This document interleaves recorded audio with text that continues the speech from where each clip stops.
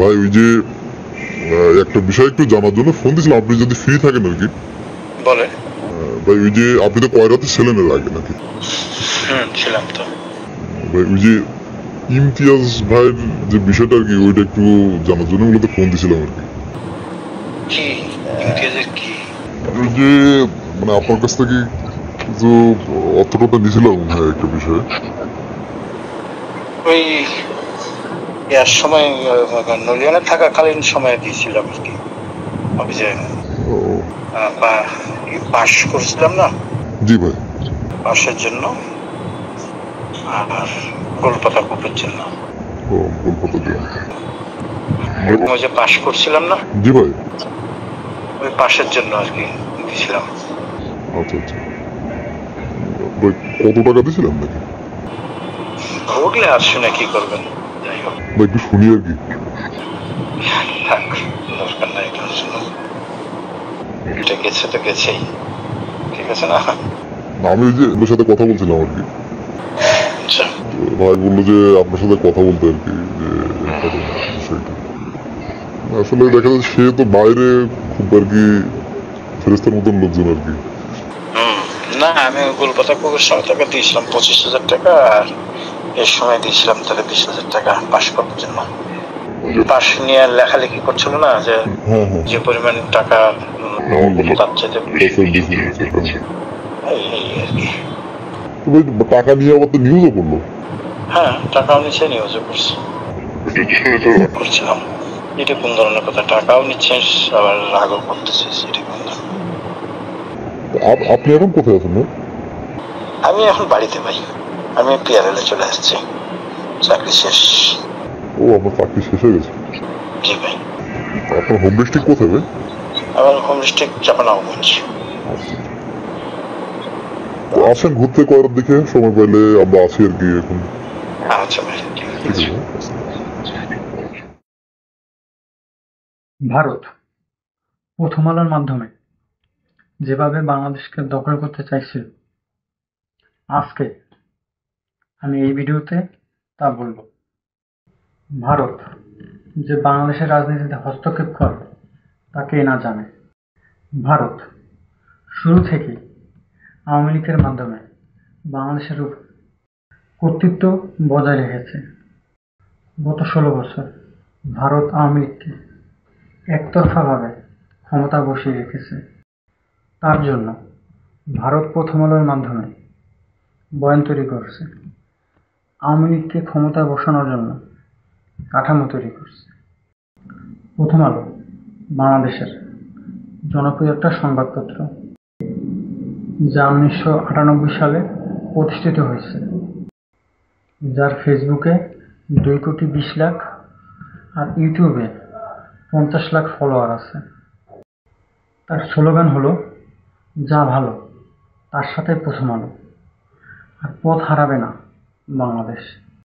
প্রথম আলো ভারতের বয়ান বাংলাদেশের জনগণকে খাওয়াইছে আর আওয়ামী লীগকে সমর্থন করে গেছে। প্রথম আলো 2008 সালের নির্বাচনে শেখ হাসিনার বিজয় অত্যন্ত গুরুত্বপূর্ণ ভূমিকা পালন করছে।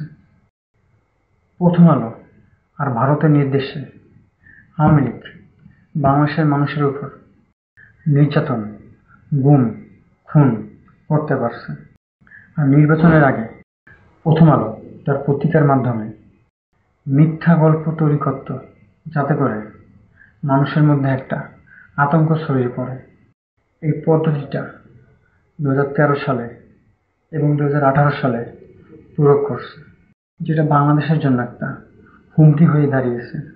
বিডিআর গণহত্যা 25শে ফেব্রুয়ারি 2009 সালের অনুষ্ঠিত এই গণহত্যাকে ভারতের ষড়যন্ত্রের অংশ হিসাবে আখ্যা দেওয়া হয়েছে। ভারতের ভূমিকা গোপন করার চেষ্টা করছে। প্রথম আলো তাৎক্ষণিকভাবে বিডিআর সৈন্যদের, সেনাবাহিনী অফিসারদের হত্যার জন্য দায়ী করা হয়েছে। জেনারেল মঈন ইসলাম, যার বিরুদ্ধে ভারতের গুপ্তচর হিসাবে অভিযোগ আনা হয়েছে, তাকে বিডিআর-এর ডিজি হিসাবে নিয়োগ দেওয়া হয়েছে, যাতে করে কোনো তদন্ত না করা হয়।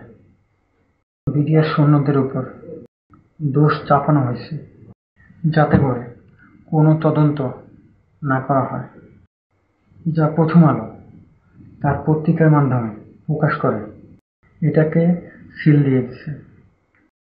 বাংলাদেশের দেশপ্রেমিক যারা কর্মকর্তা ছিলেন, যারা সরকারকে প্রশ্ন করত, তাদেরকে গুম করে দেওয়া হয়েছে, খুন করা হয়েছে অথবা বরখাস্ত করা হয়েছে। তারপর বাংলাদেশ সেনাবাহিনীতে ভারতের এজেন্ট নিয়োগ দেওয়া হয়েছে। আর যারা আগে থেকেই আছে তাদেরকে পদোন্নতি দেওয়া হয়েছে। আর প্রথম আলো প্রতি বছর 25শে ফেব্রুয়ারি রিপোর্ট করে বিডিআর সৈন্যদের খুনি হিসাবে উপস্থাপন করা হইত এবং দেশপ্রেমিক সেনাদের দমন করা হইত। মেজর জিয়াউল হককে জঙ্গি হিসাবে প্রথম আলো উপস্থাপন করা হয়েছে, কারণ মেজর জিয়াউল হক ছিলেন একজন দেশপ্রেমিক। তাকে হিজবুত তাহরির, জেএমবি এমনকি আল কায়দার সাথে যুক্ত করা হয়েছে।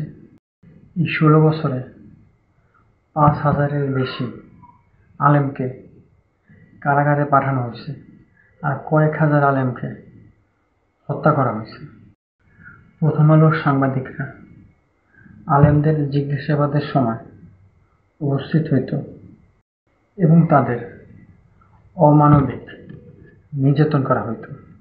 আর প্রথম আলো ভুয়া খবরের মাধ্যমে বাংলাদেশের ইসলামপ্রিয় জনগণকে জঙ্গি বানানোর পায়তারা করত। আজকের দিন পর্যন্ত প্রথম আলোর বিরুদ্ধে কোনো আইনি পদক্ষেপ নেওয়া হয় নাই। এই জুলাই বিপ্লবের পর প্রথম আলো ষড়যন্ত্র করে আসছে। ভারত প্রথম আলোর মাধ্যমে রাজনৈতিক ও সামাজিক উত্তেজনা তৈরি করে আসছে। প্রথম আলোর প্রোপাগান্ডা আওয়ামী লীগের শাসন আরো শক্তিশালী করে তুলছিল। এই জুলাই বিপ্লবের পর প্রথম আলো এই সরকারকে কোনোভাবে মানতে পারতেছে না। তাদের সকল রিপোর্টে আওয়ামী লীগের প্রতি প্রেম আর ভারতের প্রতি ভালোবাসা ফুটে ওঠে। যেমন পুরান ঢাকার মিটফোর্ডের হত্যাকাণ্ডকে হিন্দুদের উপর হামলা বলে সংবাদ প্রচার করে প্রথম আলো। আর প্রথম আলোর মতিউর রহমান তার কর্মীদের দিয়ে এখনো চাঁদাবাজি করে আসছে। অতএব আমাদের প্রথম আলোর বিরুদ্ধে রুখে দাঁড়াতে হবে। ইনকিলাব জিন্দাবাদ।